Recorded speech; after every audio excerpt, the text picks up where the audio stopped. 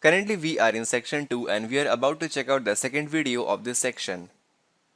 So in this video, we will basically cover what is a container widget, and along the way we will cover what is box constraints, margin and also padding. Well, this is the same application that we built in the previous section. For now, let us do one thing. Let us remove all the code and start the application from scratch. Also remove our first screen dot dot. Now within our main dot dot, let us import our material package. Define our main function. Within our run app method, we will attach a material app widget. Into this, we will pass the title as exploring UI widgets. And as a home, we will pass the home widget. Well, this home widget we have not created yet. So let us create it within our app screens package.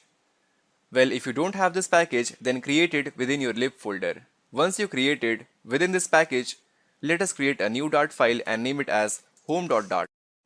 And here as well import the material package and now define the class which extends from stateless widget. So as per the rule, we have to override the build method. So now from the build function, we are going to return a container widget. Well, if you have little experience in web development, then this container widget can be related to the div element in case of HTML. So similar to div element, if you notice inside the container, you can apply the alignment, color, padding, and so on and so forth. So firstly, let us try to give the alignment to this container by using the alignment property, and right now let's make it center. Define the color as deep purple, and also you can define the child as text, which is another widget, along with text direction left to right. Now for the text widget, we already saw the code in the previous section. And now let us try to import the home class within our main.dart. Perfect. So when you run the application, the main function will be executed, which in turn will execute the run app method. Thereafter, the material app widget will be displayed on the screen. Now as a home in case of material app widget, we are calling the home class, which is again a stateless widget defined in a separate Dart file, which in turn will return the container widget with some properties. Perfect. Launch the application and let's see the changes. There we go, our background color is deep purple with a text in the center. Now if you notice, the container widget is filling the entire screen. So the whole screen is actually the material app where the container widget is taking the entire screen. That is why it is deep purple in color. Now you can also change the alignment by using, let's say, bottom left. Run the application. So now the text is aligned at bottom left. If you want, you can make it top right as well. So it is aligned top right of the screen. Let us now revert it to center. So it is back to center. Now let us add some width and height to our container by using the width property, which again expects a decimal parameter because it is double in nature. Similarly, height as 100.0. Perfect. Launch the application. Well, right now we don't have any changes in our application. That is, the width and height property are completely ignored. So let me talk about it. Why is it happening? Now in Flutter, all the widgets has some size, or you can say some dimension. And while talking about dimension, you can call a widget as a box. So suppose this container is a box. Well, now it has some width and height. Perfect. Well, each of the box in case of Flutter follows some guidelines to attain some width and height depending on the child and also the parent width and height. Well, such guidelines are basically known as box constraints. So what about container? How container widget acquires the width and height in the runtime? Well, if you notice, the container widget has the parent widget of material app. Now in our application, the material app widget is filling the entire screen. So currently within our application, the material app has maximum height and width, which is filling the entire screen. Now this material app contains home widget, which is actually the container widget present here. which is acting as a child of the material app widget. Now the width and height of the material app widget is being passed to the child widget, that is our container widget. So the container widget, instead of using its own height and width, it is basically acquiring the width and height of its parent widget, that is the material app widget. So that is why the container widget is also taking the entire screen similar to its parent material app widget.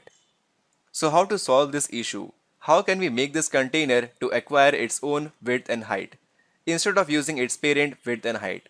So for that we have some widgets which gives priority to the width and height of its child widget. For example, the center widget. So what we can do here, we can just wrap this container widget within the center widget. And as a child here, we can pass this container widget. So cut it and paste it here and remove the empty space. And put this semicolon in the end here. Perfect. So we have just changed one thing. Within our material app widget, now we have the child of center widget. And this center widget has a child of container widget. Perfect. So if you run the application right now, you will find the container widget is now 200 by 100 in width and height respectively. And it was only made possible due to the usage of center widget. Perfect. So for now, let us comment these two lines of code, that is width and height. Let us proceed and check out how to use margin and padding in case of Flutter in our widgets. Well, the margin can be defined as the distance between two widgets. So what should be the distance of one widget in respect to another widget is known as margin in Flutter. Now what about padding? So in case of padding, let us assume this widget is actually a box and it has some outer boundary. So this widget can be placed with respect to its boundary with some distance. So the distance of a widget from its outermost boundary is known as padding. Pretty simple, isn't it? So how to apply margin and padding? So for that we have a very common syntax. We can use edgeinsets.all constructor, and within that we can pass the value of margin. Now when you use the all constructor, you apply the margin and padding in all the four directions. So if you want to apply margin or padding in only some direction, so for that you can use the only constructor. Within that you can define right, left, top or bottom margin or padding like this, separated by a comma. So let us see the code in action. So right now if you launch the application, our application looks like this. So let us apply some margin here. By using edge insets, let us put some margin such as 15.0. Launch the application. So our container widget has some margin on all the four directions. Now what if you want to apply margin on only one direction or two directions? So for that we have a constructor of only. And then you have to provide the named parameter of left. Let's make it this time 35. So from the left we have some margin. And even you can use a comma and apply the margin from the top. Let's say 50.0. So now we have margin from the left and also from the top. Perfect. So in similar fashion, you can apply the padding as well by using the same syntax of edge insets. Perfect. But right now we don't need these values. This was just to show you the demo. So let us remove them. And right now our text widget is looking quite ugly. So let us try to style our text widget